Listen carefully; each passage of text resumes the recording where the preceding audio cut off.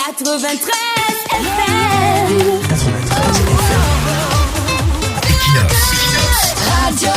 Bonjour, de la défense populaire des votes.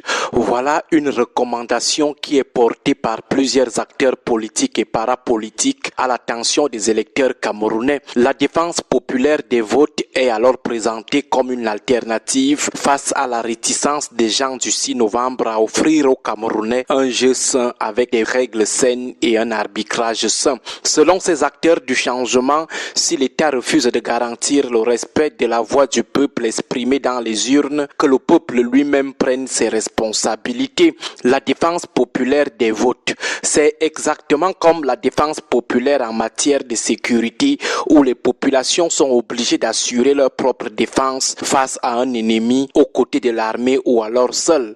On parle trivialement de comité de vigilance. À l'extrême nord, on parle de Covid. Donc en réalité, la défense populaire des votes veut tout simplement dire que le peuple, plus précisément le peuple des votants, les électeurs doivent s'organiser pendant les élections pour surveiller leur vote, leur voix, leur choix.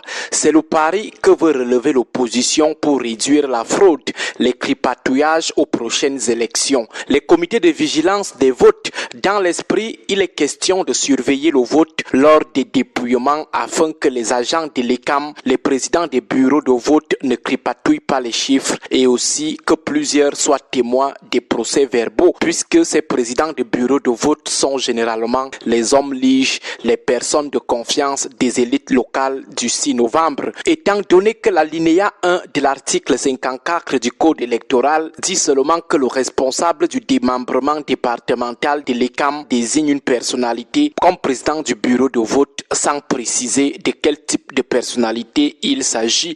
Du coup, les élites de 82 profitent de ce vide pour imposer aux responsables de l'ECAM locaux leurs amis, leurs frères et belles-sœurs comme présidents de bureaux de vote. Alors, pour certains opposants, comme les partis ne peuvent pas seuls assurer la surveillance des voix, ils appellent le peuple secours, le peuple à s'organiser lors des dépouillements. Ceci dans la nouvelle doctrine stratégico-politique de la défense populaire des votes. Mais la question qui vient en tête est la légalité d'une telle opération, surtout lorsqu'on sait qu'aucun attroupement n'est autorisé devant les bureaux de vote. Mais pour nous, la mécanique est simple, que celui qui veut surveiller son vote, faire dans la défense populaire de son vote, qu'il se rassure d'abord que c'est son bureau de vote.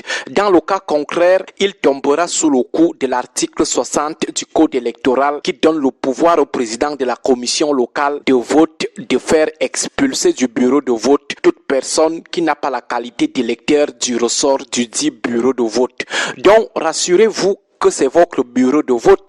Ensuite, calculez l'heure de la clôture du vote pour se diriger vers le bureau de vote. Parce que si vous venez avant et tous au même moment, on prendra le prétexte de l'attroupement pour vous chasser définitivement. Donc, calculez l'heure et arrivez séparés. Sinon, on va dire que vous êtes venus en bande organisée. On connaît nos gens avec des inventions lorsqu'ils sont coincés. Une fois qu'on veut déjà démarrer le dépouillement, entrez dans le bureau de vote, mais à la limite de l'espace de la salle. Ici, vous serez couvert par l'article 109 du Code électoral.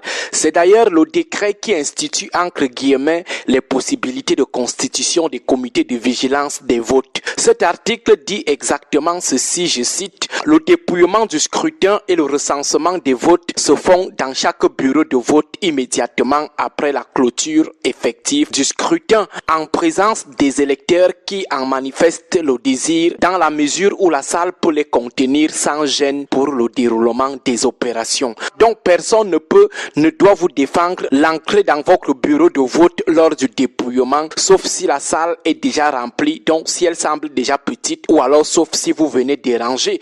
Donc ne dérangez pas. Mais ne dérangez pas ne veut pas dire ne contestez pas, surtout pacifiquement. La loi vous donne la possibilité de contester, mais contester sans protester, contester sans manifester, contester, dire juste qu'on n'est pas d'accord et le président du bureau de vote va mettre votre contestation ou vos contestations dans le procès verbal. L'article 114 du code électoral vous donne ce droit.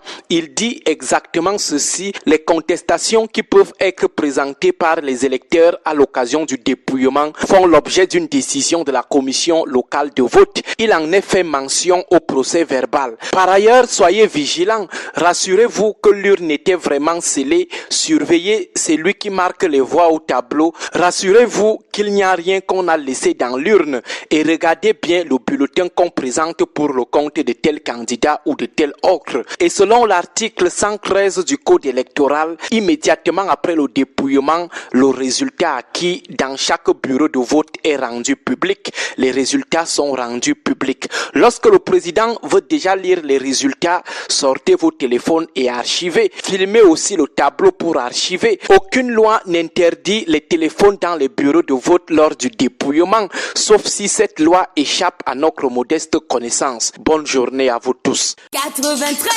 FM. 93.